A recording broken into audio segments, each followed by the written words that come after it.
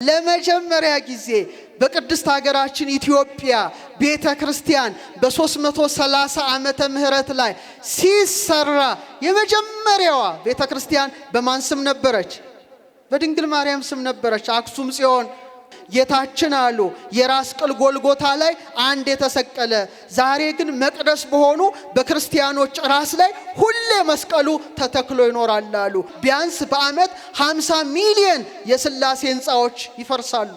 እንደ ኢዮር እንደ ራማ እንደ ኤረር ቅኔ ማህሌት ቅድስትና መቅደስ ሆና ስትታነጽ እንደ ነገደ ኪሩቤል ሊቃነ ጳጳሳት፣ እንደ ሱራፌል ጳጳሳት፣ እንደ ነገደ ኃይላት ኤጲስቆጶሳት፣ እንደ ነገደ አርባብ ቆሞሳት፣ እንደ ነገደ መናብርት ቀሳውስት፣ እንደ ነገደ ስልጣናት ዲያቆናት፣ እንደ ነገደ ሊቃናት ንፍቀ ዲያቆናት፣ እንደ ነገደ መኳንንት አናጉንስጢሳውያን ወይም አንባቢያን፣ እንደ ነገደ መላእክት መዘምራን ይገኙባታል። እኛ በምርምራችን እያንዳንዱ ሰውነት ላይ 10፣ 5፣ 6፣ 5 ክፍል አግኝተናል። ምንድነው ይሄ ነገር? እስቲ አጥኑ ተባለ። ሲያጠኑ መዝሙር 118 ነው የወጣው። አቤቱ ጌታችን አምላካችን ንጉሳችን ሕይወታችን ብርሃናችን ተቀዳሚ ተከታይ የሌለ የአብ የባህሪ ልጅ ኢየሱስ ክርስቶስ ሆይ ከባህሪ አባት ከአብ ከባህሪ ሕይወት ከመንፈስ ቅዱስ ጋራ ክብርና ምስጋና አምልኮትና ውዳሴ ላንተ እናቀርባለን።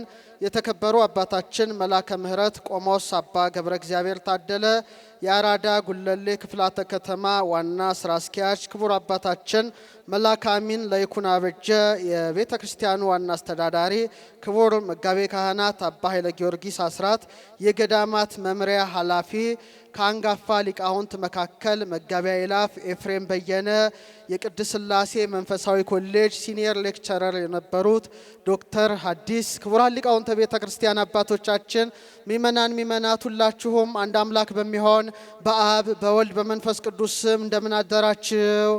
እንደምን ቆያችሁ? እንደምን ሰነበታችሁ? ልዑል እግዚአብሔር ሁላችንንም በሕይወትና በሰላም ጠብቆ ለዚህ ታላቅ ዕለት አድርሶናልና የአባቶቻችን አምላክ ልዑል እግዚአብሔር ክብርና ምስጋና አምልኮትና ውዳሴ ለስሙ ይሆን። እንኳን አደረሰን አደረሳችሁ። እግዚአብሔርን አመስግኑ። ዛሬ ታላቅ በዓል ነው። በተለይ ነገረ ቤተ ክርስቲያን የሚነገርበት በዓል በመሆኑ እኔም ምጥን ላለች ደቂቃ ነገረ ቤተ ክርስቲያንን ነቢየ እግዚአብሔር ዳዊት የተናገረውን መነሻ በማድረግ የዕለቱን በዓል በመጨረሻ ላይ ጠቅልል አድርገን ከሕይወታችን ጋር አነጻጽረን እንማራለን። የምስጢር ባለቤት እግዚአብሔር አምላካችን ምስጢሩን ጥበቡን ለሁላችን የሚግለጥልን። ሐነጸ መቅደሶ በአርያም መቅደሱን በአርያም አነጸ። እስቲ አብረን እንበል መቅደሱን በሉ እስቲ። በአርያም በሰማይ አነጸ ለዘላለምም በምድር ላይ መሰረታት። ይህን የተናገረው ነቢየ እግዚአብሔር ዳዊት ነው። መንፈስ ቅዱስ የራቀውን አቅርቦለት የረቀቀውን አጉልቶለት በአርያም ስላለው የእግዚአብሔር የመመስገኛ ስፍራ በተለይ ደግሞ የዛ ኮፒ ምድር ላይ በቤተ ክርስቲያን ላይ እንዴት እንደተንጸባረቀ ተገልጦለት በመዝሙር 77 ቁጥር 69 ላይ ሐነጸ መቅደሶ በአርያም በአርያም በሰማይ እግዚአብሔር አምላክ መቅደሱን ሰራ ወሳረራ ውስተ ምድር ዘለዓለም በምድር ላይም ለዘላለም መሰረታት በማለት መስክሯል። ስለዚህ መቅደስን የሰራ ማን ነው? እግዚአብሔር ነው። እግዚአብሔር መቅደስን ሲሰራ ግን አስቀድሞ በምድር ሳይሆን አስቀድሞ በአርያም በሰማይ እንደሆነ ዳዊት አስተማረ። እግዚአብሔር አምላክ በዕለተ እሑድ ሰባቱን ሰማያት ሲፈጥር በተለይ ሰማየ ሰማያት የተባለችው ጽርሐ አርያም ወይም አርያማዊት አዳራሽ ናትና ሐነጸ መቅደሶ በአርያም መቅደሱን በጽርሐ አርያም ላይ ሰራ በማለት ዳዊት አስቀመጠ። እቺ ታላቅ ሰማይ ሰማየ ሰማያት የተባለችው ልዑልና ምጡቅ የሆነችው ሰማይ ላይ እግዚአብሔር አምላክ 5 ስርዓቶችን አከናወነ። የመጀመሪያው ምንድነው? ምስዋዕ ነው ወይም መንበረ ብርሃን ነው። ሁለተኛው ታቦት ዘዶር የተባለች የብርሃን ታቦት ናት። ሶስተኛ 7 የእሳት መጋረጃ መንጦላዕተ ብርሃን ነው።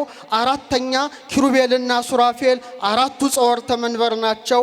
ሌላ አምስተኛ ከሰራዊተ ሩፋኤል ወይም ሩፋኤል ከሚመራው ከመናብርት ነገድ 24ቱን ካህናት ወይም መላእክት አውጥቶ 12 12ቱን በቀኝ 12ቱን በግራ አድርጎ ዙፋኑን ያለማቋረጥ እንዲያጥኑ አድርጓል። ይህ ሰማያዊ ሥርዓት አስቀድሞ እግዚአብሔር ራሱ ስለመሰረተው ሐነጸ መቅደሶ በአርያም መቅደሱን በአርያም ላይ ሰራ በማለት ዳዊት አስቀመጠ። ታዲያ እግዚአብሔር ይህ የሰራው ሥርዓት ቤተክርስቲያን ላይ ተንጸባርቋልና ታላቁ ሊቅ አባ ጊዮርጊስ ዘጋስጫ በመጽሐፈ ሰዓታት ላይ ምን አለ? ቤተክርስቲያን ትትመሰል በጽርሐ አርያም ዘላይሉ ቤተክርስቲያን አለ ራእይ ባለችው በጽርሐ አርያም ትመሰላለች አለ። እቺ ታላቅ መቅደስ እቺ ታላቅ ቤተክርስቲያን ጌታ በፊልጵስዩስ ከመመስረቱ አስቀድሞ በአርያም ላይ ምልክቷን አኑሯል። ልክ እንደ ጽርሐ አርያም ዛሬ በምድር ላይ ምንን መሰረተ? አስቀድሞ ደብተራ ኦሪትን በመቀጠል መቅደሰ ሰሎሞንን በሐዲስ ኪዳን ደግሞ በከበረ ደሙ የዋጃትን ቤተክርስቲያንን መሰረተ። ስለዚህ ነው በምድር ላይም ለዘላለም መሰረታት አለ። እንደ ጽርሐ አርያም ቤተክርስቲያን አለ። እንደ ምስዋ ወይም እንደ መንበረ ብርሃን መንበሮ አለ። እንደ ታቦተ ብርሃን ደግሞ ታቦተ ሕጉ አለ። እንደ መንጦላዕተ ብርሃን ደግሞ ታቦተ ሕጉን የሚጋርድ መጋረጃ አለ። እንደ አራቱ ጾርተ መንበር እንደ ኪሩቤልና እንደ ሱራፌል በአራቱ ማዕዘን በምስራቅ በምዕራብ በሰሜን በደቡብ ወንጌልን የሚያስተምሩ ሊቃነ ጳጳሳት አሉ። እንደ 24ቱ ካህናተ ሰማይ ደግሞ ጳጳሳት፣ ኤጲስቆጶሳት፣ ቀሳውስት የሚያገለግሉባት ናትና ታላቁ ሊቅ አባ ጊዮርጊስ ዘጋስጫ ቤተክርስቲያን አለ እላይ ባለችው በጽርሐ አርያም ትመሰላለች በማለት አስቀምጧል። ይህ ብቻ አይደለም። ጌታ በፊልጵስዩስ በእውነት በእናቱ በድንግል ማርያም ስም በሶስት ደንጊያ ቤተክርስቲያንን ሲያንጽ ሶስት ክፍል እንደነበረች የቤተክርስቲያን ታሪክ ያስረዳል። ዛሬ የሐዲስ ኪዳን መቅደሳችን አስቀድሞ ሙሴ አደባባይ ወይም አጸደ ደብተራ ኦሪት ቅድስትና ቅድስተ ቅዱሳን አድርጎ እንደሰራ ዛሬም ቅኔ ማህሌት ቅድስትና መቅደስ ሆና በሶስቱ ሰማያት አምሳል ተሰርታለች። በምን አምሳል? በሶስቱ ሰማያት አምሳል ዓለመ መላእክት የሚባሉ ኢዮር፣ ራማ፣ ኤረር የተባሉ ሶስት የብርሃን ሰማያት አሉ። በዛ ሰማያት ውስጥ 9 ነገድ ይኖራል።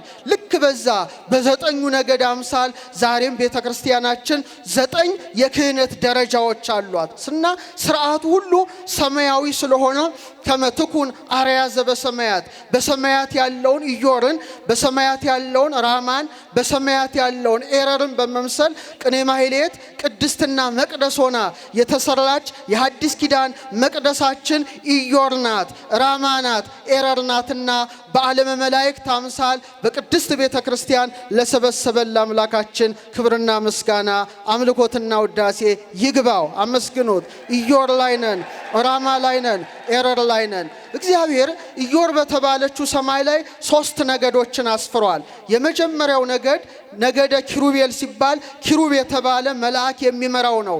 የሥላሴን ስዕል ስትመለከቱ በስተቀኝ የምታዩት የሰው መልክና የአንበሳ መልክ ያለው መልአክ ሲሆን ኪሩብ ይባላል። ቀጥሎ ያለው ነገደ ሱራፌል ሲባል ሱራፊ የተባለ መልአክ ይመራዋል። የላም ፊትና የንስር ፊት ያለው መልአክ ነው። በሶስተኛ ደረጃ ቅዱስ ሚካኤል የሚመራው ነገደ ኃይላት አለ። ኢዮር ላይ ብቻ 3 ክፍሎች አሉ ማለት ነው። ራማ ላይ ስንወርድ ደግሞ ገብርኤል የሚመራው ነገደ መናብርት አለ። ቅዱስ ሩፋኤል የሚመራው ነገደ መናብርት አለ። ቅዱስ ሱሪያል የሚመራው ነገደ ስልጣናት አለ። 3 ክፍል አለ ማለት ነው። ኤረር በተባለችው ሰማይ ላይ ነገደ ሊቃናት የሚባል ክፍል አለ። ሰዳኪኤል ይመራዋል። ነገደ መኳንንት የሚባል አለ። ሰላትያል ይመራዋል። ነገደ መላእክት የሚባል ክፍል አለ።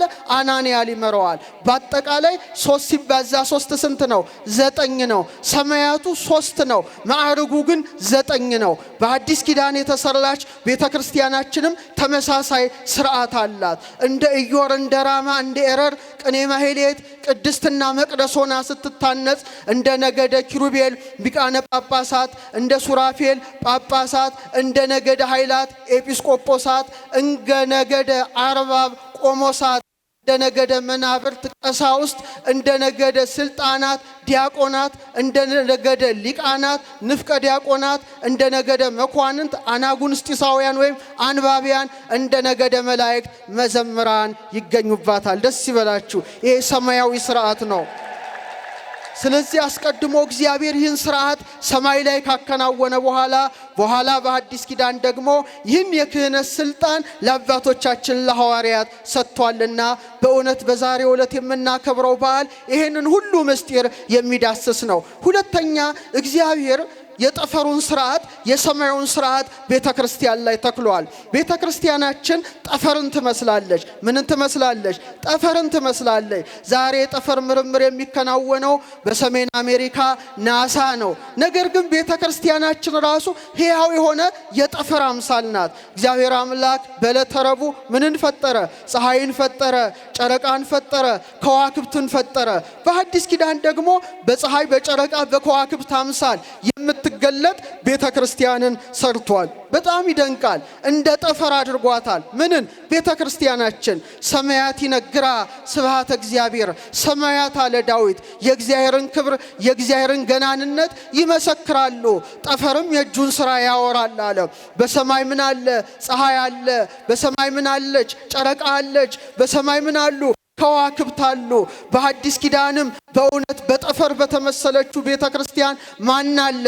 እውነተኛው ፀሐይ ኢየሱስ ክርስቶስ አለ። ክብር ምስጋና ለስሙ ይሁን። ቤተክርስቲያንን ያደመቀ ኢየሱስ ክርስቶስ አለ። እንደ ጨረቃ ይላል ሊቁ ካህናት ይገኛሉ አለ። ጨረቃ ብርሃንን የምታገኘው ከማን ነው? ከፀሐይ ነው። ካህናትም ክህነት ያገኙት ከማን ነው? ከእውነተኛው ፀሐይ ከኢየሱስ ክርስቶስ ነው። እንደ ከዋክብት አለ ዲያቆናት አሉ። ስለዚህ ዛሬ በቤተ ክርስቲያናችን በቅዳሴ ሥርዓት ላይ ሁለት መብራቶች በመንበረ ታቦቱ ቀኝና ግራ ይበራሉ። በቀኝ የሚበራው የፀሐይ አምሳል፣ በግራ የሚበራው መብራት የጨረቃ አምሳል፣ ዙሪያውን የሚበሩ መብራቶች የከዋክብት አምሳል ናቸው። ስለዚህ ዛሬ ሐነጸ መቅደሶ በአርያም ልዑል እግዚአብሔር መቅደሱን በአርያም ሰራ ወሳረራ ውስተ ምድር ዘለዓለም በምድር በምትገኘው ቤተ ክርስቲያናችን ላይም ደግሞ ለዘላለም መስርቷታል። ሥርዓቱ ሰማያዊ ስለሆነ የቤተ ክርስቲያናችን ሥርዓት በጥንት ጊዜ ቀሳውስት ልዑካን ቅዳሴ ሲገቡ በሁለት መልኩ ነበር የሚገቡት። ወይ 12 ሆነው ይገባሉ፣ ወይ 7 ሆነው ይገባሉ። 5 የቅርብ ጊዜ ታሪክ ነው። በጥንት ግን በቤተ ክርስቲያን ሥርዓት 12 ሆነው ይገባሉ። ለምን? ሥርዓቱ ሰማያዊ ነው። ስንት ወሮች አሉ? 12 ወራት አሉ። ፀሐይን የሚከተሉ ስንት ከዋክብት አሉ? 12 ከዋክብት አሉ።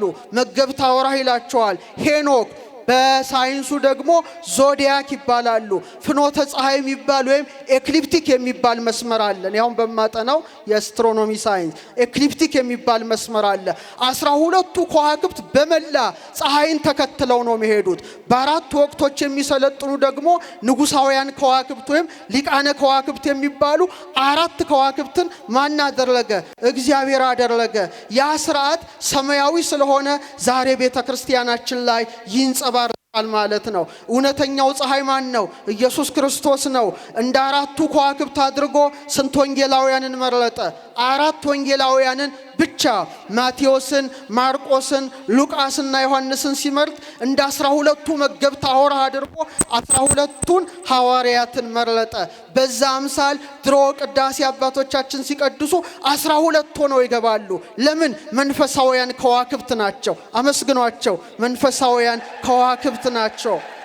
ይህ ብቻ አይደለም። በዮሐንስ ራእይ ላይ ምዕራፍ 1 ላይ በቀኝ እጁም 7 ከዋክብት ነበሩ ይላል። እነዚህ 7 ከዋክብት የተባሉት ፀሐይና ጨረቃን ጨምሮ 5ቱ ፕላኔቶች ናቸው። እነዚህ ዕለታትን ይመግባሉ ተካፍለው። እነዛ ስጋዊ ናቸው። እነዚህ ግን መንፈሳዊ ከዋክብት ሆነው ሰውተው የክርስቶስ ቅዱስ ሥጋውን ክቡር ደሙን ያቀብላሉና ሐነጸ መቅደሶ በአርያም እግዚአብሔር አምላክ መቅደሱን አስቀድሞ በአርያም ሰራ ካለ በኋላ በምድር ላይም ለዘላለም መሰረታት አለ። ዛሬ አማናዊቷ ቤተ ክርስቲያን ተመሰረተች። ደስ ይበላችሁ። በምሳሌ አይደለ፣ በእውነት በጥላ አይደለ፣ በአካል የተመሰረተችበት ታላቅ በዓልን እያከበር እንገኛለን። ወደ ኦርቶዶክሳውያን ይህ ብቻ አይደለም። ቤተ ክርስቲያንን ገነት አድርጓታል። በምስራቅ አቅጣጫ ነው ገነትን የተከለው። ምስራቅ የምን መውጫ ነው? የፀሐይ መውጫ ነው። እውነተኛው ፀሐይ ኢየሱስ ክርስቶስ የሚወጣባት ስጋው ደግሞ የሚሰዋባት አማናዊት ገነት ቤተክርስቲያን ናት። ልክ በመካከሏ ላይ ሴንተሯ ላይ የሕይወት ዛፍን ተከለ። 12 ፍሬ ያሉባት የሕይወት ዛፍ ናት። ባጠገቧም የሕይወት ውሃ እንድትፈስ አደረገ። ራእይ 21 ላይ እንደተጻፈ እንደገና ደግሞ አራቱን ወንዞች ኤፌሶንን፣ ግዮንን፣ ጤግሮስና ኤፍራጥስን የወተት ወንዝ፣ የማር ወንዝ፣ የወይን ወንዝ፣ የዘይት ወንዝ አውጥቶ ገነትን በአራቱ ማዕዘን ተመሳቅለው እንዲያጠጧት ያደረገ ማን ነው? እግዚአብሔር ነው። ዛሬ ኤዶም ገነትን ቤተክርስቲያን ላይ እናያለን። ለምን? እንደ ገነት ቤተክርስቲያናችን ናት። እንደ ሕይወት ዛፍ ማን ነው? ኢየሱስ ክርስቶስ ነው። ያ የሕይወት ዛፍ አዳም አባታችን ያልበላው ያላገኘው ነው። እኔና እናንተ ግን አግኝተነዋል። ስጋውን በልተናል፣ ደሙን ጠጥተናል። ካህናት የሕይወትን ዛፍ ቆርጠው በአፋችን ጨምረውታል። እባቡ ዕፀ በለስን አይደለም ያመለከተው። አሁን ግን የአዲስ ኪዳን ካህናት የሕይወት ዛፍን በአፋችን ያስገባሉ። ደሙን እንጠጣለን። እንደ ሕይወት ውሃ ልጅነት አለ። እንደ አራቱ አፍላጋት የማቴዎስ ወንጌል፣ የማርቆስ ወንጌል፣ የሉቃስ ወንጌል፣ የዮሐንስ ወንጌል የሚነገርባት ሙሽራይቱ ቤተክርስቲያን ናትና ደስ ይበላችሁ። እቺ ቤተክርስቲያን ብቻ ናት። አዎ የወተት ወንዝ ማን ነው ይላል አባ ጊዮርጊስ። የማር ወንዝ ማን ነው? የዘይት ወንዝ ማን ነው? የወይን ወንዝ ማን ነው አለ። የቤተክርስቲያን ሙሽራ ማን ነው? ኢየሱስ ክርስቶስ ነው።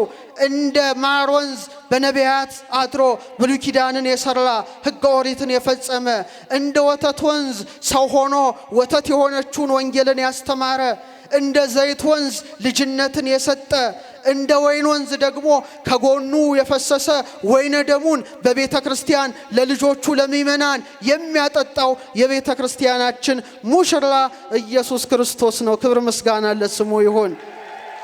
ስለዚህ ያን ሰማያዊ ሥርዓት ለነቢየ እግዚአብሔር ሙሴ ያሳየው ሲና ተራራ ላይ ያወጣውና ሰማይን ያሳየው። በዛች አምሳል በሰማያዊቷ አምሳል ስራ አለው። ለዚህ ነው ያሬድ ምን አለ? ቀዳሚሃ ለጽዮን ሰማየ ሳረረ። ከጽዮን አስቀድሞ ማለትም ከቤተ ክርስቲያን አስቀድሞ እግዚአብሔር ሰማይን ፈጠረ። ወበዳግም አርአዮ ለሙሴ ዘከመ ይገብር ግብራ ለደብተራ። ዳግመኛ ለሙሴ የድንኳኗን ስራ አሰራሯን አሳየው አለ። አደባባይ አድርጎ ሰራ፣ ቅድስት አድርጎ ሰራ፣ ቅድስተ ቅዱሳን አድርጎ ሰራ። ዛሬ በሐዲስ ኪዳን ቅኔ ማህሌት ቅድስትና መቅደስ ሆና እንደምትታነጽ ሰሎሞንም ልክ ሙሴ እንዳደረገው ሰራ። እግዚአብሔር ተገልጦ ዓይኔና ልቤ ዘወትር በዚህ ቤት ይሆናል ብሎ ቃል ኪዳን ገባ። ደስ ይበላችሁ። ሰሎሞን በሰራው በብሉይ ኪዳን መቅደስ። በሐዲስ ኪዳን ግን ቤተ ክርስቲያን መመስረቷ በማን ነው? በከበረ ደሙ ፈሳሽነት ነው። በገዛ ደሙ የዋጃትን ቤተ ክርስቲያን ትጠብቋት ዘንድ መንፈስ ቅዱስ እናንተም ጳጳሳት አድርጎ ለሾመባት ለራሳችሁና ለመንጋው ተጠንቀቁ አለ። በዚች ዓለት ላይ ቤተ ክርስቲያኔን እሰራታለሁ አለ። የኔ ናት አለ። በቃ ያንተ ናት አላለም። ቤተ ክርስቲያኔን እሰራታለሁ። ስለዚህ ቤተ ክርስቲያኗ የማን ናት? የኢየሱስ ክርስቶስ ብቻ ናት። የማን ናት? ለዚህ ነው በጎቼን ጠብቅ፣ ግልገሎቼን ጠብቅ፣ ጠቦቶቼን ጠብቅ አለው ይላል ዮሐንስ አፈወርቅ። በጎችህን አላለም፣ ግልገሎችህን አላለም፣ ጠቦቶችህን አላለም። ቤተ ክርስቲያኗ የእሷ ስለሆነ ቤተ ክርስቲያኔን አለ። ምእመናን ገንዘቦቹ ስለሆነ ጠቦቶቼን፣ በጎቼን፣ ግልገሎቼን ብሏችኋል። ደስ ይበላችሁ። የእሱ ነን ማለት ነው። ስለዚህ በዛሬው ዕለት በእናቱ በቅድስት ድንግል ማርያም ስል ፊልጵስዩስ ላይ ከመስራቱ አስቀድሞ በቤተ ክርስቲያን ታሪክ ጌታ ይሄ ከመቤታችን እርገት በኋላ የተከናወነ ነው። ድንግል ማርያም ግን ከማረጓ በፊት 2 ጊዜ በስሟ ቤተ መቅደስ ታንጿል። የፊልጵስዩሱ ግን ራሱ ጌታ የሰራውና የቀደሰው የባረከው ስለሆነ ነው ልዩ የሚያደርገው። 2ቱ መቅደሶች ናውሳቢዮስ የጻፉት ነው። 2ቱ አንደኛው ልዳ ላይ ነው። ድንግል ማርያም በሕይወተ ሥጋ ሳለች ጴጥሮስና ዮሐንስ ዛሬ የቅዱስ ጊዮርጊስ አጽም በሚገኝበት ልዳ ላይ በድንግል ማርያም ስም ጸሎት ቤት ሰርተው ነበረ። ምን ቤት? ጸሎት ቤትና ድንግል ማርያምን እንድታየው ጠየቋት ሄደው ኢየሩሳሌም። እሷም እመጣለሁ ብላቸው ነበር ይላል። በኋላ ግን ጴጥሮስና ዮሐንስ ወደ ልዳ ሲሄዱ ዘይተገብረ በእደ ሰብ ብዙ አይነት ቅዱሳት ስዕላት አሉ። ከነዛ መካከል ዘይተገብረ በእደ ሰብ በሰው እጅ ያልተሰራ የሚባለው አንዱ የድንግል ማርያም ስዕል ያ ነው። ምሰሶ ላይ የከበረ ስዕሏ ታትሞ ተቀርጾ ተገኘ። ደስ ይበላቸው። የመጀመሪያው ነው እና ተደነቁ ሐዋርያት። ድንግል ማርያምም መታ ተገልጣ ስዕሏን እንደባረከችው ይነገራል። በኋላ ዩልዮስ የሚባል ከሃዲ ያን ስዕል እንዲያጠፉ ወታደሮቹን ልኮ በመሮ ቢፈረፍሩት እንደገና እንደ ሰም እየቀለጠ ስዕሏ ሊጠፋ አልቻለም። በኋላ ነው እንግዲህ ዲዮቅልጥያኖስ ያንን ቤተክርስቲያን ለማቃጠል ሄዶ ምሰሶን ለማፍረስ ሲሄድ አይኑ ጠፍቶ የእብድ ዕውር እንደሆነና እንደተቀሰፈ የቤተ ክርስቲያናችን ታሪክ ያስረዳል። ይሄ ልዳ ላይ ነው። ሁለተኛው ግን ሐዋርያት ዕጣ ተጣጥለው ሲያስተምሩ በተለይ ያዕቆብ ወልደ ዘብዴዎስ የደረሰው የዛሬዋ ስፔን የተባለች ሀገር ናት። በ40 ዓመተ ምህረት ላይ እዛ ወንጌልን ሲያስተምር ብዙ ምእመናን ሊያምኑ አልቻሉ። 8 ሰው ብቻ ነው ያመነው። በኋላ በጣም ከደቀ መዝሙሩ ጋር ኢብሮ በምትባል ወንዝ ላይ ሲያለቅስ ድንግል ማርያም መላእክት በያዙት ኢያሰጲድ በሚባል ደንጊያ ላይ ተገልጻ ማንን አጽናናችሁ? ያዕቆብን አጽናናችሁ። ልክ እንደዚህ ምሰሶ የጸኑ ክርስቲያኖች በዚህ ቦታ ይኖራሉና የጸሎት ቤቴን ስራ ብላው አዛው ያንንም ምሰሶ ሰጥተው ለመጀመሪያ ጊዜ በ40 ዓመተ ምህረት ላይ በድንግል ማርያም ስም በዛች ወንዝ ዳርቻ ያዕቆብ ወልደ ዘብዴዎስ መቅደሷን ሲሰራ አሁን ያ መቅደስ ትልቅ ካቴድራል ሆኖ ያ ምሰሶም በወርቅ በብር ተለብጦ ዛሬ ድረስ መላው ያገር ጎብኚ ሄዶ እጅ የሚነሳ ሆኗል። ከቃሉ ጋር ናችሁ። ይሄ ሁለቱ ነው። ካረገች በኋላ ግን በአማናዊት መቅደስ ባረገች በ4 ዓመቷ በዛሬው ዕለት በፊልጵስዩስ ላይ የሞቱትን አስነስቶ ሕያዎቹን ሰብስቦ በእናቱ ስም 3 ደንጊያዎች አመጣ። ስንት ደንጊያዎች? እሱ የአንድነት የሶስትነት ባለቤት ነው። ሰውንም ሲሰራው 3 ወገን አድርጎ ሰርቶታል። ስንት ወገን? ለምሳሌ እንቁላል 3 ክፍሎች አሉት። የመጀመሪያው ምንድነው? ቅርፍቱ ነው። ሁለተኛው ምኑ ነው? ነጭ ክፍል ነው። ሶስተኛው ምኑ ነው? አስኳሉ ነው። ሰውም መቅደሱ ነው። ፊልጵስዩስ ላይም በ3 ደንጊያ፣ ደብተራ ኦሪት ስትሰራ በ3 ክፍሎች፣ መቅደሰ ሶሎሞን ሲታነጽ በ3 ክፍሎች፣ አሁንም የሐዲስ ኪዳኗ ቤተክርስቲያን ስትሰራ ስንት? 3። ሰውም የማን መቅደስ ነው? አረ በሞቴ ንገሩኝ። የእግዚአብሔር ምኖቹ ነን? መቅደሶቹ ነን። ይሄን መቅደስ በወርቅ በብር ልንሰራው እንችላለን። እኛን የሰራን ማን ነው? ሥላሴ ነው። በነፍሳችን ላይ ልብ ቃል እስትንፋስ አድርጎ አንድነቱን ሶስትነቱን ሲያትም ስጋ ሰጠን። እንደምን? እንደ አውደ ምሕረት እንደ አደባባይ። ነፍስ ሰጠን። እንደምን? እንደ ቅድስት። መንፈስ ሰጠን እንደ ቅድስተ ቅዱሳን። እውነት ሐሰት? ስጋ አለን። ጳውሎስ የሰላም አምላክ እግዚአብሔር ሁለንተናችሁን ይቀድስ አለ። ስጋችሁን አለ፣ ነፍሳችሁን አለ፣ መንፈሳችሁን አለ። ስጋ ማለት አደባባይ ነው። ነፍስ ማለት ቅድስት ናት። መንፈስ ማለት ቅድስተ ቅዱሳን ነው። ሰሎሞን የመጀመሪያውን ቤተ መቅደስን ሲሰራ 2 ምሰሶ አቆመ ይላል። ስንት ምሰሶ? 2 ምሰሶ። ያዕቆብና በለዝ ይባላሉ። ይሄ ምሳሌ ምንድነው? ሰውን ይወክላል። ዛሬ ሰው ሕያው መቅደስ ስለሆነ ስንት ምሰሶዎች አሉት? 2 ምሰሶ አለው። ስንት እግሮች አሉን? አረ ነገር ላሙ፣ ፈረሱ፣ በሬው፣ ከርከሮ ስንት እግር አለው? ለምን እግዚአብሔር 4 እግር ሰጠው? እኛን 2 እግር ሰጥተው ሥላሴ እንደ ዘንግ መልምለው እንደ ሸት ፈልፍለው ሰማይ ቀና ብለን እንድናይ ሲያደርጉ እንስሳቱን አራዊቱን ግን 4 እግር ሰጥተው ምድር ብቻ እንዲያዩ አድርገዋቸዋል። ስለዚህ እነሱ መቅደሶች አይደሉም። 4 እግር ተሰጥቷቸዋል። ሰማያዊ ነገር ማሰብ አይችሉም። የሚግጡትን ሳር የሚጠጡትን ውሃ ብቻ ነው የሚያስቡት። ሆዳቸው አምላካቸው ነው። እኔና እናንተ ግን ሥላሴ እንደ ያዕቆብና እንደ በለስ ግራና ቀኝ እግርን ሰጥተው ሰፊውን ሰማይ አይተን ግዙፉን ውሃ ተመልክተን ገናናውን አምላክ ማንን እናመሰግናለን? እግዚአብሔርን እናመሰግናለን። እና እግዚአብሔር ሰውን ሕያው መቅደስ ስላደረገው እንደ ፊልጵስዩስ 3 ደንጊያ ስላደረገው ሰማዩን ሰው ላይ ገልብጦበታል። የሥነ ፍጥረት ሊቃውንት ምን ይላሉ? ሰማይና ምድርን የትም አትፈልግ ሰው ውስጥ ታገኘዋለህ ይላሉ። ፊታችሁን እስቲ ጠዋት በመስታወት ተመልከቱ፣ ወይም ፊታችሁ ያለውን አጠገባችሁ የቆመውን ሰው ስትመለከቱ ሕያው የሆነ የሥላሴን መቅደስ ታነቡታላችሁ። ሰውን መግደል አይደለም፣ ሰውን በጥፊ መምታት ነውር ነው። አርያ እግዚአብሔር ሰው ነው። የእግዚአብሔር አርያ ማን ነው? የወድ እጆች ሰሩኝ አበጃጁኝ ይላል። ይሄ ምስጢር በጣም ይገርማቸዋል። በጣም ማስተዋል ያስፈልጋል። እስቲ ሰማዩን ወደ ምድር እናምጣው። ስንት ሰማያት አሉ? መጀመሪያ ያሉት ሰማያት ናቸው። ከላይ ጀምራችሁ ወደ ታች ቁጠሩና ፊታችሁ ላይ፣ ልባችሁ ላይ፣ ሆድቃችሁ ላይ እስቲ ያንን ምልክት እግዚአብሔር እንዴት በጥበብ እንዳኖረው አስተውሉ። ሰባቱ ሰማያት የእሳት ናቸው። የምን ናቸው? እንዳትረሱ፣ ተፈጥሯቸው ከእሳት ነው። ቀጥሎ እግዚአብሔር ከባቢ አየር ነው ያደረገው፣ አትሞስፌር ወይም ሊቃውንቱ ባቢል ይሉታል። ስለዚህ ከእሳት ቀጥሎ ምን አለ? ነፋስ አለ። አሁን ዝቅ ብላችሁ ስታዩ ምድር ላይ ምን አለ? ውሃና መሬት። እስቲ ፓተርኑ እሳት በሉ እስቲ፣ ነፋስ፣ ውሃ፣ መሬት። እስቲ ፊታችሁ ላይ ተመልከቱት እስቲ። አለ እኮ ይሄ እግዚአብሔር ሰማይና ምድርን ያዋሃደበት ዋዌ ማለት ሰው ነው። ልክ እንደ ሰባቱ የእሳት ሰማያት ጭንቅላታችሁን ተመልከቱት እስቲ። ጭንቅላታችን ላይ እሳትን የሾመው ማንን የሾመው? እሳት ነው። እሳት ምንድነው? ብርሃንና ሙቀት ነው። በተመሳሳይ መልኩ ጭንቅላታችን ያ ሁሉ ኒውሮን ቢሊየንስ ኒውሮኖች ተመልከቷቸው፣ ዕውቀት ናቸው፣ ብርሃን ናቸው። ሰው ሲናደድ ጭንቅላቱ ይግላል፣ ይተኩሳል፣ ይነዳል። እሳት ነው ማለት ነው ጭንቅላቱ። ልክ እንደ ሰባቱ የእሳት ሰማያት ጥበብ እግዚአብሔር ሰውን ሲፈጥረው ሰባት ምልክቶችን በፊቱ ላይ ያኖረ። ስንት አይኖች አሉን? ስንት ጆሮዎች አሉን? ስንት የአፍንጫ ቀዳዳዎች አሉን? ስንት አፍ አለን?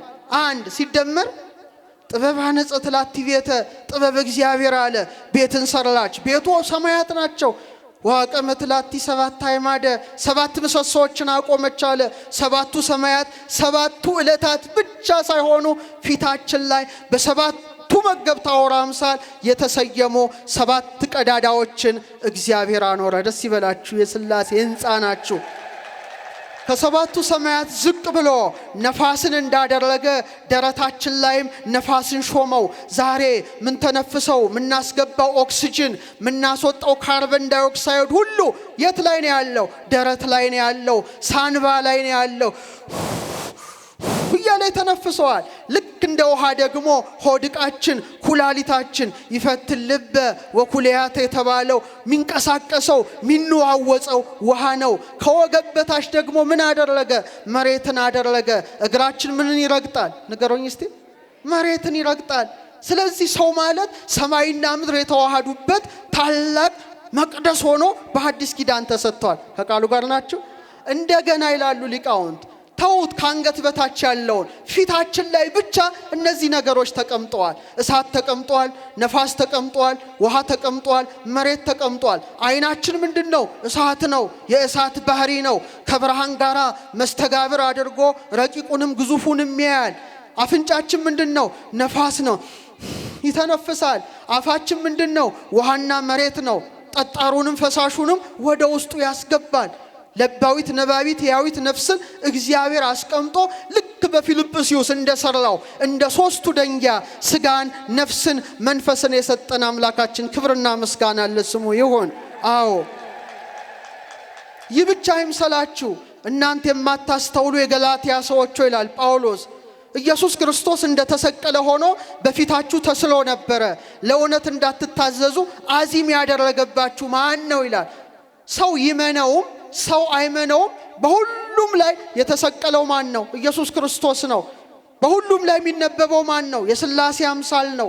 በጣም የሚገርመው ነገር የራስ ቅላችን ሕይወት ይሄ የራስ ቅላችሁን ዝም ብላችሁ ተመልከቱት። በጣም ይደንቃል። ሰው ከሞት ሲነሳም የራስ ቅሉ ባለበት ነው ስጋው የሚሰበሰበው። ለምን? የራስ ቅል ማለት ቅድስተ ቅዱሳን ነው።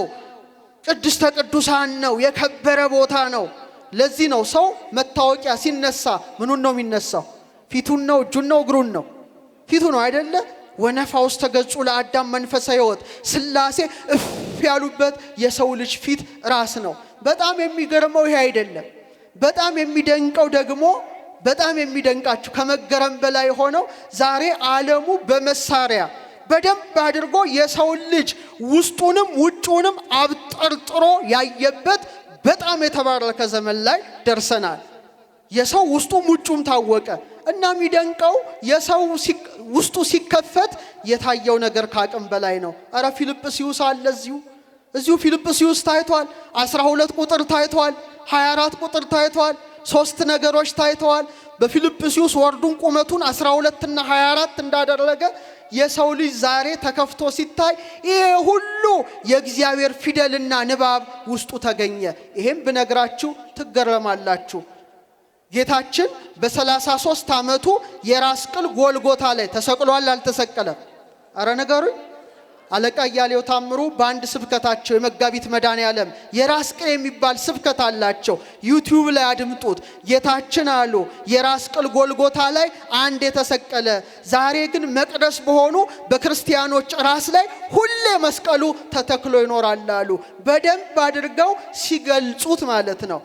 ወደ ውስጥ ስንገባ ግን እግዚአብሔር ሰውን ሲፈጥረው እስከ ራስ ቅሉ ቨርተብሬው ይሄ ማለት ነው የአከርካሪ አጥንቱ የጀርባ አጥንቱ ቁጥር ስንት እንደሆነ ታውቃላችሁ? 33። እስቲ በሉት፣ ድገሙት። አንተም አንቺም እኔም ሁላችንም ምድር ላይ ስንመጣ ነምበር ኦፍ ቨርተብሬስ የጀርባ አጥንት ቁጥር እያንዳንዱ ሰው እግዚአብሔር የሰጠው 33 ነው። የራስ ቅሉ ጋር እስኪደርስ እንዴ የማን ዕድሜ ነው? አረ ነገሩ የክርስቶስ ዕድሜ ነው። እንደ ተሰቀለ ሆኖ በፊታችሁ ተስሏል አለ ጳውሎስ። ኋላ የራስ ቅል አለ። ዛሬ የራስ ቅላችን ለሱ ጎልጎታው ነው፣ ለሱ ፊልጵስዩሱ ነው። መቅደስነታችንን እያረከስን ነው። ትኩረት አልሰጠነውም ክርስቲያኖች። ዛሬ የሳይንሱ ምርምር በርትቶ የሰው ልጅ ጭንቅላት አጥንትን በሚገባ ቆጥሯል። ነምበር ኦፍ ስከል ቦንስ የራስ ቅል አጥንቶች ሲቆጠሩ ቁጥራቸው ስንት እንደሆነ ታውቃላችሁ? ቀራንዮ ላይ ተመልከቱ። የጌታ መስቀል ስር አንድ ጭንቅላት ታያላችሁ። የማን ጭንቅላት ይሆን? የ22ኛው ፍጥረት የአዳም ጭንቅላት ነው። ዛሬም ተመልከቱ የእያንዳንዱ ሰው ጭንቅላት አጥንት ቁጥር ስንት ነው? 22 ነው። አታመሰግኑም? 22 ነው። በቃ በጣም ይደንቃል። ይሄ ዝም ብሎ አይደለም። የወድ እጆች ሰሩኝ አበጃጁኝ አለ። አናጺ ሰራው አይደለም፣ ራሱ ሥላሴ ያበጀው ሕያው መቅደሶች ነን። ይህን ማወቅ መገንዘብ መረዳት ያስፈልጋል። ይህ ብቻ አይምሰላችሁ፣ ጭንቅላት ተከፈተ። ልክ ጭንቅላት ሲከፈት ግን የታየው ነገር ከአቅም በላይ ነበረ። ምን ታየ? እጅግ አንጸባራቂ እጅግ ብሩህ የሆነ ፈሳሽ እያንዳንዱ ጭንቅላት ውስጥ እግዚአብሔር አስቀምጧል። ሳይንቲስቶቹ ያን ፈሳሽ ሲያገኙ ምን አሉ መሰላችሁ? ይሄንንማ ምንም ብለን አንሰይመው፣ ራሱ ክራይስት ኦይል የክርስቶስ ዘይት ብለው ሰየሙት። ለዚህ በላችሁ መንፈስ ቅዱስ ነው ማለት ጥሩ ዘይት ብለው ሰየሙት። ሆነ ደግሞ ከዚህ የሚመነጨውን ሲያዩ 12 ክሬኒያል ነርቭስ እያንዳንዱ ሰው መስማት፣ ማየት፣ ማውራት የሚችለው 12 ቅርንጫፎች ስላሉት ነው። ስንት ቅርንጫፎች? አነ ውእቱ ሐረገ ወይን ዘጽድቅ፣ እኔ የወይን ሐረግ ነኝ አለ ማ? ክርስቶስ፣ ራሳችን ክርስቶስ። ወአንትሙ አይፉቂሁ፣ ቅርንጫፎች እናንተ ናችሁ ብሎ ሐዋርያትን እንደተናገረ በእነሱ አምሳል ወርዱን 12 እንዳደረገ ጭንቅላታችን ውስጥ 12 ነርቮችን የሰጠን ሥላሴ ብቻ ነው። ምስጋና ለስሙ። አመስግኑ። እሱ ነው። በጣም ይገርማል። ከዛ በ33ቱ አጥንታችን ውስጥ ይንቆረቆራል። 3 ቀን ይቆይና እንደገና ወደ ላይ ይወጣል። የክብር ባለቤት 3 መዓልት 3 ሌሊት በከርሰ መቃብር አድሮ መቃብር ክፈቱልኝ መግነዝ ፍቱልኝ ሳይል እንደተነሳ ስጋዌ ሁሉ በውስጣችን ምን ይሆናል? ይነበባል። በእርሱም ሕይወት ነበረች አለ። ሕይወትም የሰው ብርሃን ነበረች። ምን ተነፍሰው አየራችን የሰጠ ማን ነው? ራሱ ባለቤቱ እግዚአብሔር ነው። የሰማችሁን ኦርቶዶክሳዊ አንድ የሚደንቅ ነገር ነግሬያችሁ ልቀመጥ። ዛሬ እያንዳንዱ ሰው ውሸት መዋሸት አይችልም። ለምን?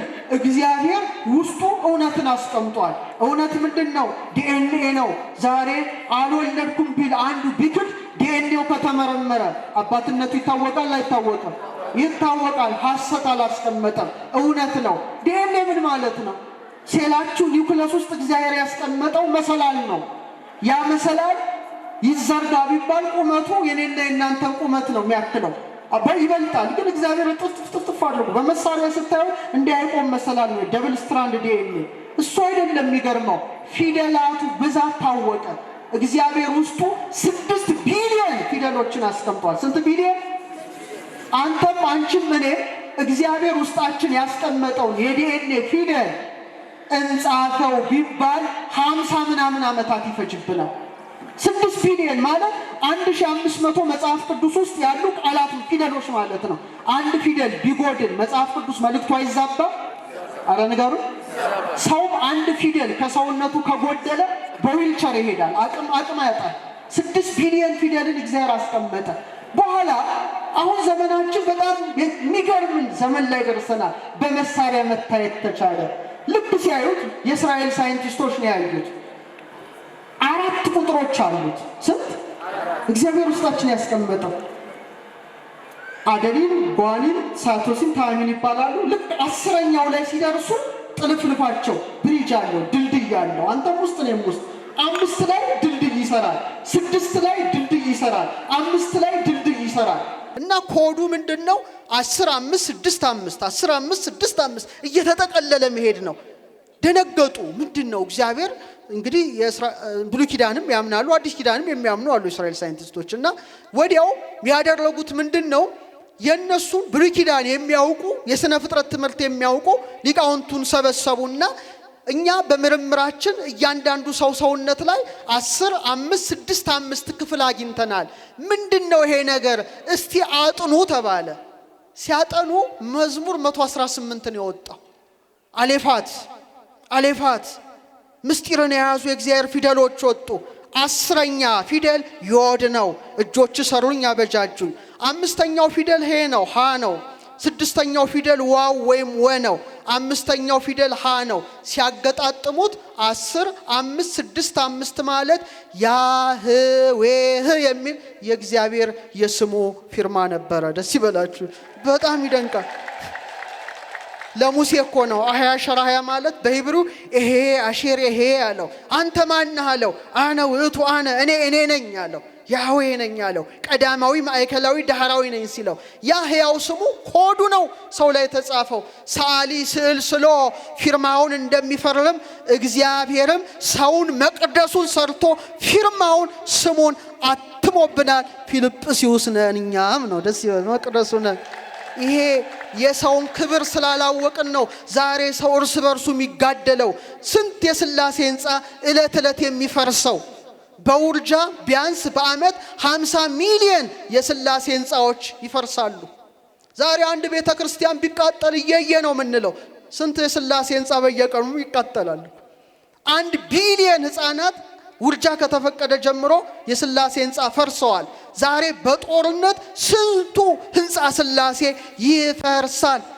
እናንተ ናችሁ እግዚአብሔር ሕንፃ አለ እና በድንግል ማርያም ስም በፊልጵስዩስ በ3 ደንጊያ ጌታችን ምን ሰራ? ምን አነጸ? ቤተ መቅደስን አነጸ። ልክ እንደ 24ቱ ተመልከቱ። እንደ ወርዱ 24 ዛሬ ልባችን ሔዋን የተገኘችበት ጎል ሪብሱ ማለት ነው። ነምበር ኦፍ ሪብስ 24 ነው። ይሄንን የመዋቅር የሰራ ከእግዚአብሔር ውጪ ማን ሊኖር ይችላል? ድንግል ማርያም የእግዚአብሔር ምንድናት? መቅደስ። እስቲ በሉ መቅደስ ስለሆነችው በእናቱ ስም መቅደስ ማነጹ በእጅጉ ያስደንቃል። ሰማይ ዙፋኔ ነው፣ ምድር የእግሬ መረገጫ ናት። ለእኔ ምን አይነት ቤት ትሰራላችሁ አለ እግዚአብሔር። እግዚአብሔር የት ነው ያለው? የት ነው ቢኖረው? በሰማያት ምድር ላይ የለም። ከጽርሐ አርያም በላይ ርዝመቱ፣ ከበርባሮስ በታች ጥልቀቱ፣ ከአድማስ እስከ ናጌብ ስፋቱ፣ ከምስራቅ እስከ ምዕራብ ርዝመቱ አይባልም። ሁሉን የሚወስን ማን ነው? እግዚአብሔር መቅደስ አጣሁ አለ። ሰማይ ዙፋኔ ምድር የእግሬ ምን አይነት ቤት ትሰራላችሁ አለ። ለካ እግዚአብሔር አንዲት ሰማይ አንዲት ምድር መቅደሱ አድርጎ አዘጋጅቷት ነበረ። እሷ ማናት? ኧረ አይሰማም። ሰማይ ዙፋኔ ነው እንዳለ ማኅፀኗን እንደ ዙፋን አድርጎ 9 ወር ከ5 ቀን አልተቀመጠም። ምድር የእግሬ መረገጫ ናት እንዳለ 9 ወር ከ5 ቀን እግሩ አልተረገጣትም። ዳግሚት ሰማይ ዳግሚት ምድር በመሆኗ ከርሰ ድንግል አብዮ ተላለም አየራት። የድንግል ማርያም ማኅፀን ከአየራት በለጠ። ወተሰብሐ እምሱራፌል ወኪሩቤል በኪሩቤል በሱራፌል ዘንድ ተመሰገነ። ከርሰ ድንግል ኮነ ታቦተ ወማኅደረ ለእግዚአብሔር አዶናይ የድንግል ማርያም መቅደስ አዶናይ ለተባለ ለእግዚአብሔር ማደሪያው ስለሆነ ጽርሐ ቅድሳቱ ለወልድ የተባለች እናቱ ናትና በእናቱ ስም ሰራ። ደስ ይበላችሁ። ታዲያ በ5 ደቂቃ ትምህርቴን ስቋጨው ኢትዮጵያውያኑ ከኢየሱስ ክርስቶስ ከአምላካቸው በተማሩት መሰረት ለመጀመሪያ ጊዜ በቅድስት ሀገራችን ኢትዮጵያ ቤተ ክርስቲያን በ330 ዓመተ ምህረት ላይ ሲሰራ የመጀመሪያዋ ቤተ ክርስቲያን በማን ስም ነበረች? በድንግል ማርያም ስም ነበረች። አክሱም ጽዮን ደጋግ ነገስታት የነበሩት አብርሃና አጽብሃ አባ ሰላማ ከሳቴ ብርሃን በነበረበት ጊዜ በእውነት የመጀመሪያዋን ቤተ ክርስቲያን በድንግል ማርያም ስም ሰሩ። ፊልጵስዩስ መጣች ማለት ነው። ሀገራችን ኢትዮጵያ ደስ አያሰኝም? መጣች ማለት ነው። ሲሰሯት ደግሞ በወርቅና በእንቁ ነበር ይላል። በዛ ዘመን መቼም ሀብት ነበር ማለት ነው። ድንግል ማርያም እንቁ ናት። በረከቷ አይደርብም። ምንድናት? እንቁ ስለሆነች በእንቁ ብትሰራ ማርያም ሰታሃቱም ትካቱስ ተከርሱ ለአዳም ከመባህሪ ጻዳ ማርያም ግን ከጥንት ጀምሮ በአዳም ባህሪ ውስጥ እንደ ነጭ እንቁ ትመላለሳለች እንዳለ ዘኩለንታሃ ወርቅ ብሎ ዘካርያስ እንደገለጣት ቅድስት ሀገራችን ኢትዮጵያ በድንግል ማርያም ስም በወርቅ በእንቁ 12 ክፍል አድርገው አንጸዋታል። ደስ ይበላችሁ። ይሄ ነገስታቱ እመቤታችን የሚወዱ ነበሩ። በቅዱስ ያሬድ ጊዜ አፄ ገብረ መስቀል ምንድነው ያደረገው? በድንግል ማርያም ስም ደብረ ዳሞ ላይ በካቡነ አረጋዊ ጋራ ያነጿት የማንን መቅደስ ነው? የድንግል ማርያም ነው አይደል? ደብረ ዳሞ ወርታቸው አላያቸዋትም? ያቺ ያማረሽ መቅደስ ቅዱስ ያሬድ ተደነቀ። ዞርኳት ይላል እየዞረ የህንፃዋን አሰራር ማማሯን አየሁ ይላል። ታዲያ ያሬድ የዘመረላት የአዲስ ኪዳን ቤተ ክርስቲያን እቺ ናት። ደስ ይበላችሁ። ደስ ያሰኛው በቃ ነገስታቱ የጌታን ነው አብነት ያደረጉት። ለምሳሌ ንጉስ ላሊበላን አስቡት። 12ቱን ውቅር አብያተ ክርስቲያናት ሲሰራ ቤተ ማርያምን እንዴት አድርጎ አሳምሮ እንደሰራ ታውቃላችሁ አይደል?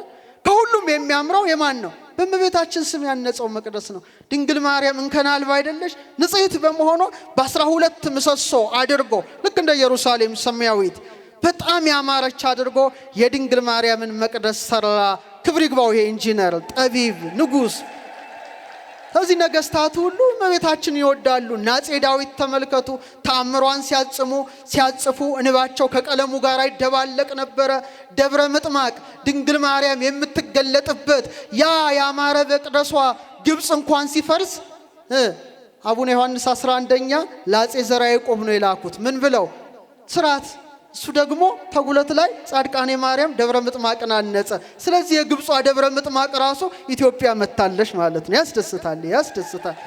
ከሴቶቹ እነ እቴጌ ምንትዋብ በድንግል ማርያም ስም ቁስቋምን ሲያሰሩ 1000 ሰራተኛ አስቀምጠው 500 ይገነባል፣ 500 ስተት ይፈልግ ነበረ። የቅርባችን ደግሞ አፄ ምኒልክ እንጦጦ ማርያምን ሲያሰሩ ምንን ሲያስተምዙ እንጦጦ ማርያምን 5000 በሉ እስቲ 300 ምን ይመስላችኋል? ጸሐፌ ትእዛዝ ገብረ ሥላሴ በጻፉት ዳግማዊ ምኒልክ ታሪክ ላይ ስታነቡት 5300 በሬዎችን አሳረዱ ይላል። ለእመቤታችን ክብር ማለት ነው። ደስ ያሰኝ 5300። ጠጁ ደግሞ በስዊሚንግ ፑል በመዋኛ ገንዳ ተዘጋጅቶ አሳላፊ ያሳልፍ ነበረ። ድንግል ማርያምን ስለሚወዷት ጸሐፌ ትእዛዝ ገብረ ሥላሴ 5300 ሰንጋዎች ታነሱ። በጣም ያስደስታል። ክብር ይግባቸው ንጉሠ ነገሥቱ። ስለዚህ በእውነት ድንግል ማርያም አማናዊት መቅደስ ናት። ዛሬ ልጇ ኢየሱስ ክርስቶስ በፊልጵስዩስ ላይ በ3 ደንጊያ ምስጢረ ሥላሴን ለማመልከት እንዳነጸ ዛሬም የአማናዊት መቅደስ የእናቱን ረድኤቷን በረከቷን ያሳድርብን። ወስብሐት ለእግዚአብሔር።